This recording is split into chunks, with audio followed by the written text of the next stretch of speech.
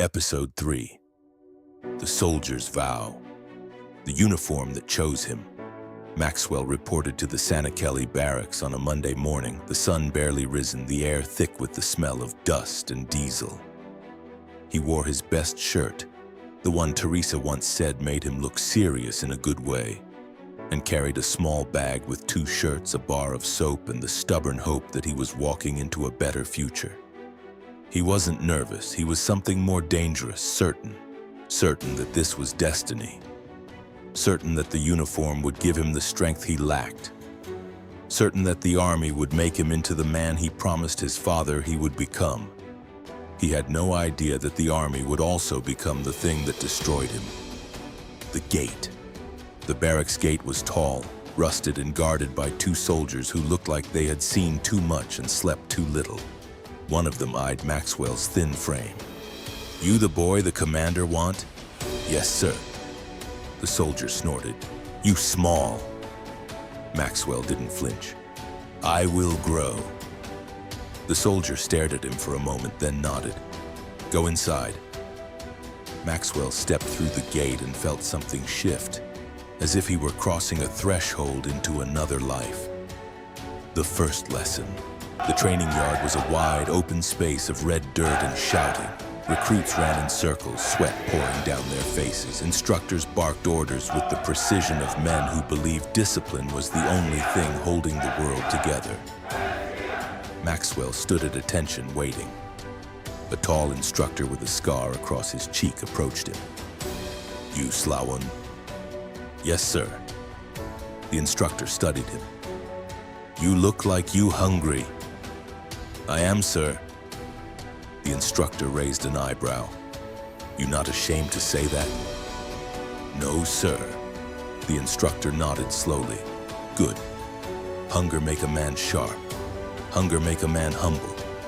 Hunger make a man dangerous." He leaned closer. "You will do well here." Maxwell felt a spark of pride, but pride is a double-edged blade. The uniform. When they handed him his uniform, stiff, oversized, smelling of sweat and iron, Maxwell felt something he had never felt before. Power. Not real power. Not the kind that changes nations, but the illusion of power. The kind that wraps itself around a young man's shoulders and whispers, "You matter now." He put it on slowly, reverently. The fabric scratched his skin, the boots were too big, the belt hung awkwardly. But when he looked at himself in the cracked mirror, he saw not a poor boy from Saklopi, not a hungry student from Sanakeli, but a soldier. Or the beginning of one, the brothers. Boot camp was brutal. They ran until their legs shook. They crawled through mud. They learned to shoot, to march, to obey without question. But the hardest part was not the physical training. It was the psychological stripping. The slow dismantling of the boy so the soldier could be built in his place. Maxwell survived because he found brothers. There was Moses Big Mo Chroma, a giant of a man with a laugh that shook the walls. There was Emmanuel Sunshine Gay, who joked even when he was exhausted. There was Patrick Ree, quiet, thoughtful, always reading newspapers when he could find them. And there was Thomas Kwewankpa, charismatic, sharp-eyed, already a natural leader even as a recruit. They bonded over hunger, over pain, over the shared humiliation of being shouted at by instructors who seemed to enjoy breaking young men. At night, they lay on their bunks and talked about everything. Politics, dreams, girls, the future. Maxwell talked about Teresa. Big Mo teased him. "You fall in love too quick, my man." Maxwell shook his head. "It's not like that." Sunshine laughed. "It always start like that." Maxwell smiled but didn't argue. He didn't know what it was. He only knew it mattered. The making of a soldier, the breaking of a boy. Boot camp did not simply train Maxwell. It unmade him. The instructors were not interested in producing disciplined young men. They were interested in producing obedience. Obedience without hesitation. Obedience without conscience. Obedience without question. They broke recruits down to the bone, then rebuilt them in the image of the armed forces of Liberia, an institution already rotting from the inside. The breaking. The first month was a blur of exhaustion. Maxwell woke before dawn, muscles aching, stomach empty. He ran until his lungs burned. He crawled through mud thick as grief. He stood at attention until his legs trembled. But the physical pain was nothing compared to the psychological assault. Instructors shouted insults designed to strip away identity. You are nothing.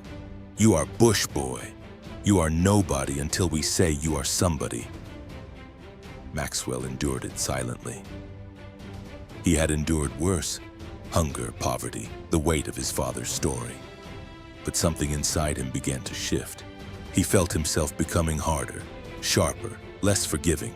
He didn't like it, but he didn't stop it. The bond. What saved him were the brothers he found: Big Mo, Sunshine, Patrick, and Kwiwankpa.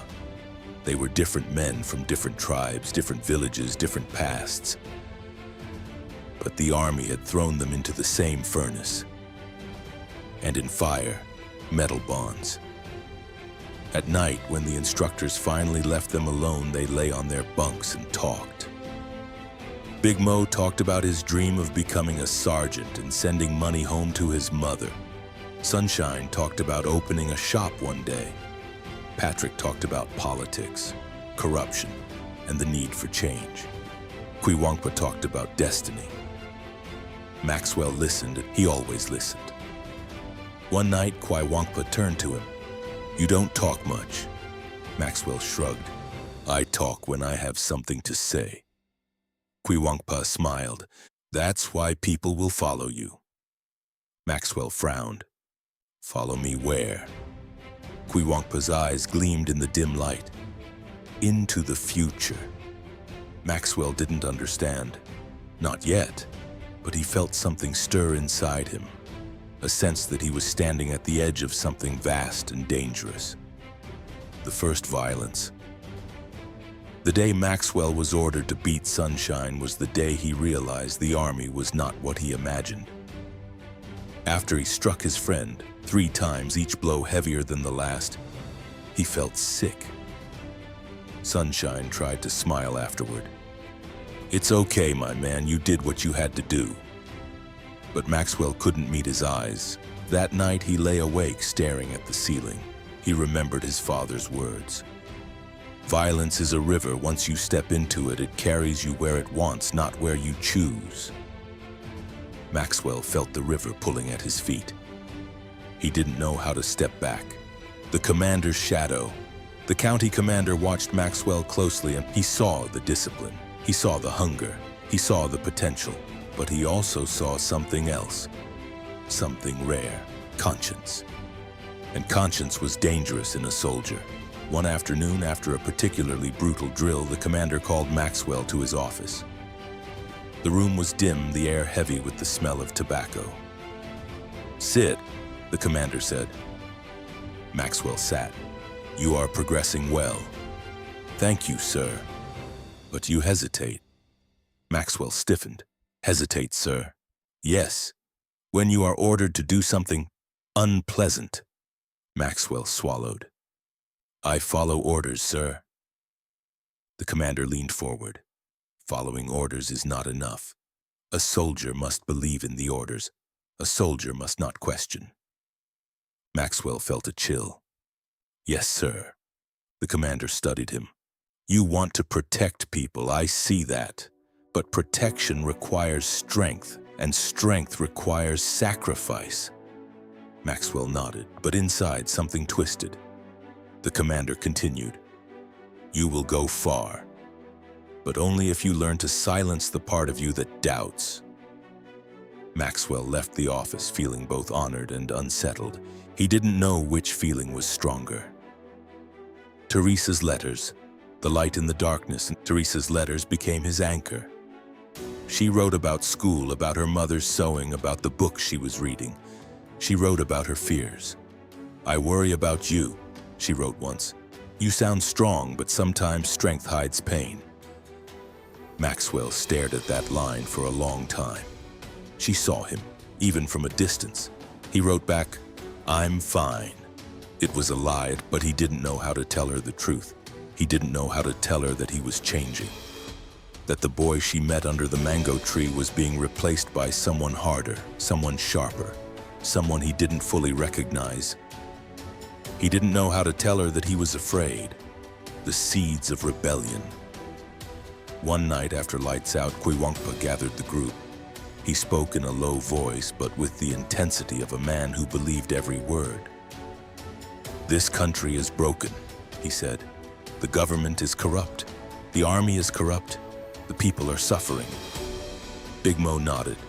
"True." Sunshine sighed. "We know that, but what can we do?" Quiwankpa leaned forward. "We can change it." Maxwell felt his heart quicken. "Change it how?" he asked. Quiwankpa's eyes gleamed. "One day the people will rise, and when they do, they will need soldiers who stand with them, not against them." Maxwell felt a shiver. Quiwankpa continued, "We are the future of this army. We are the ones who will decide what it becomes." Maxwell didn't respond, but the words sank into him like seeds. Seeds that would one day grow into a coup. The first death in Maxwell's unit came suddenly. A recruit collapsed during a long-distance run. He fell face first into the dirt and didn't get up. The instructor shouted at him to stand. He didn't move. They kicked him. He didn't move. Finally, they realized he was dead. Heat stroke, exhaustion, neglect. The army buried him in a shallow grave behind the barracks. No ceremony, no prayers, no family, just dirt. Maxwell stood at the edge of the grave, fists clenched. He felt something break inside him, not innocence. That had died long ago, not hope. That was still alive, though wounded. It was something deeper, a belief. A belief that the army was a place of honor. A belief that the uniform meant something pure. A belief that he could protect people by becoming a soldier. That belief died that day. But he didn't leave. He couldn't. He had made a vow, and vows made in childhood have a way of becoming chains. The transformation. By the end of the first year, Maxwell was no longer a boy. He was leaner, harder, quieter, more dangerous. His eyes had changed. Sharper, colder, more watchful. He still smiled. But the smile didn't reach his eyes. He still wrote to Teresa, but his letters grew shorter. He still dreamed of protecting his family, but the dream felt distant. He was becoming a soldier, but he was also becoming something else. Something the army didn't intend. Something the country would one day fear and need. A man shaped by trauma. A man driven by purpose. A man caught between conscience and duty. A man walking toward a future he could not escape. The pressure builds. The Progressive Alliance of Liberia. By 1978, Monrovia was a city humming with suppressed anger. The Progressive Alliance of Liberia, PAAL, had become the voice of the voiceless. The first consequential political force to openly challenge the century-long Americo-Liberian hegemony. They spoke truths that had been forbidden, that the hinterland was exploited, that the true Whig Party had become a monarchy in disguise, that the people were hungry, that Liberia was a nation divided against itself. Maxwell, now stationed at BTC, read their pamphlets with a mixture of awe and fear. The likes of Gabriel Bacchus Matthews, Oscar J.E. Quaya, D. Carn Calor, and others were undeniable firebrands. They did not merely brandish political slogans. They spoke the lived experience of the ordinary Liberian. He didn't dare repeat their words aloud. Soldiers were expected to be politically mute. But inside, something was awakening. A recognition, a resonance, a dangerous hope. The country had begun its march toward a dangerous cliff.